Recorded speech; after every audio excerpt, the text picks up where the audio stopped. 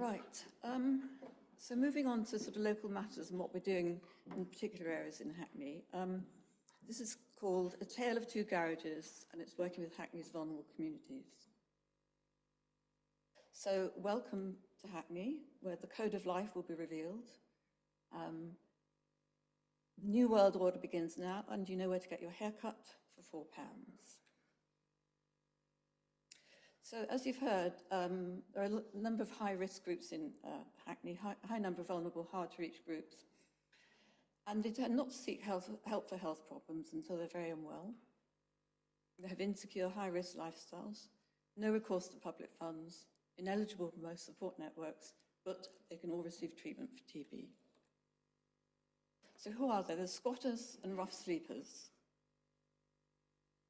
homeless and insecurely housed people,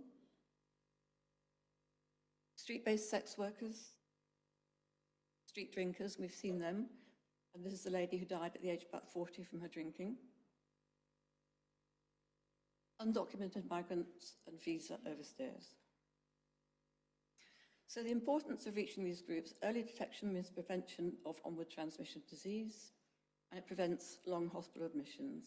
It means better outcomes for the patient and less money spent. Homerton's TB team consists of 4 clinical nurse specialists, 1 DOT support nurse, 1 caseworker, non-clinical, a half-time outreach worker, non-clinical, and a consultant physician. So we see ourselves as very multidisciplinary. Vulnerable groups are often called hard to reach. However, from their perspective, it's often the services that are hard to reach. So outreach work is about taking services to the people in terms of at least the initial engagement. And this is particularly important as their needs are usually highly complex. So what does it work? What does it involve? We do enhanced case management. We do DOT in strange places. We try and organise housing and benefits, make other referrals as appropriate. Think about people's psychosocial well-being, join up the dots, and sometimes have quite a lot of fun. So how do we reach these groups? We have to be flexible in terms of where we work and the times we work, as many vulnerable people do not have 9 to 5 hours. Some are, in fact, completely nocturnal, for example, the street-based sex workers. Some gather in obscure places, and some sleep in very obscure places.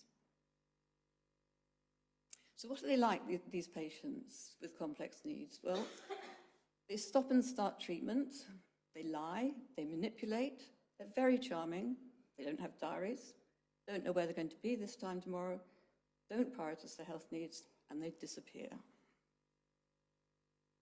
When brought into hospital, they don't like the rules, they get bored, they take illegal drugs, they work, and we've had sex workers in the hospital who've worked their way through various people in the hospital.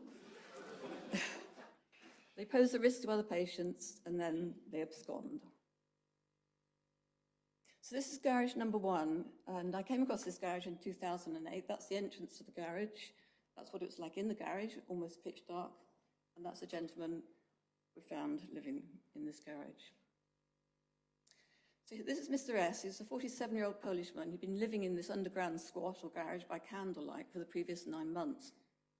He was an EU citizen, and there were 5 other Eastern European EU citizens living there, and eventually 4 of them needed treatment for TB. So Mr. S came into A&E very, very unwell. He spoke almost no English. Although he was an EU citizen, we found he was ineligible for local authority housing, and this was because he hadn't conformed to certain work-related regulations when he came to the UK. So he was working cash in hand, living in private rented accommodation. When the recession came, he hit hard times, found himself on the street, and ganged up with this other little group to live in the garage. We put him in a side room in Homerton. He stayed there for 4 weeks, but he got incredibly bored. He couldn't even watch the television because he didn't speak any English or understand English. So he absconded back to the squat. So we gave him DOT in the squat for several weeks. Unfortunately, the squat was closed down by the police on the basis it wasn't fit for human habitation, which is very true, but that put them back out on the streets, and they all scattered. And he was lost to follow-up, having only had very, very partial treatment. What could have made a difference for Mr. S? I think we all know that that would have made a huge difference. And the importance of housing, it's difficult to overestimate the role that stable, secure and decent accommodation plays in terms of treatment adherence and completion rates. And they knew that back in 17th century Holland. There's a physician coming to do DOT for the lady of the house. So a few months later, we discovered that Mr. S had died somewhere in Whitechapel, leaving a 16-year-old daughter in Poland. And we felt that this was really unacceptable. And so with support from what was then the PCT, we put together a case for housing homeless patients. The PCT on our behalf carried out a cost analysis that looked at admissions for TB over the past 3 years, and it focused on homeless, difficult patients, their length of stay in hospital, any readmissions they'd had, and the number of patients in this group who then became lost to follow-up, which is a very, very high number.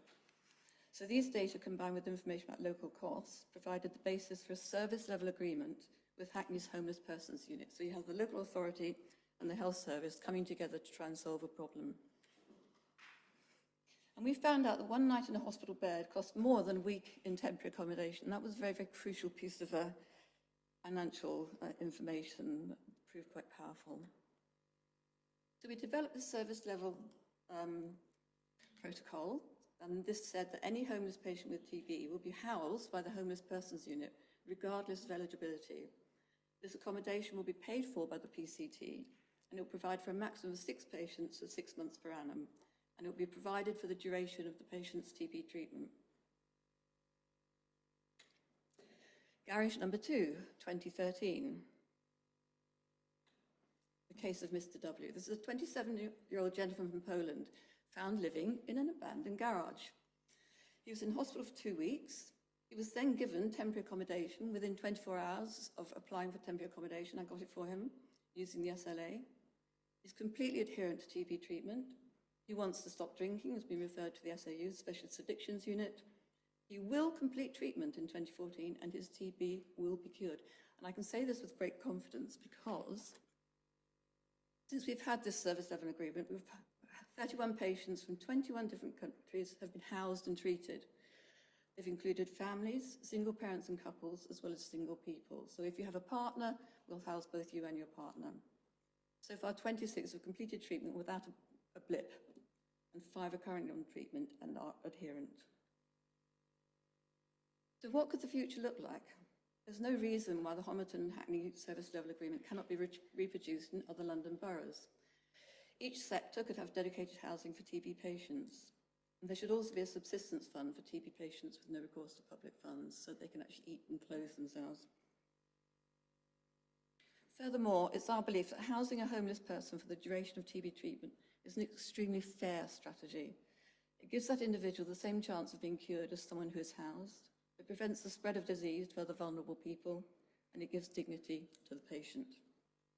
And then just to put everything in perspective, as you will remember, the MP's expenses, this particular MP spent £1,645 on a custom-built Swedish house for his ducks and his duck pond. Thanks.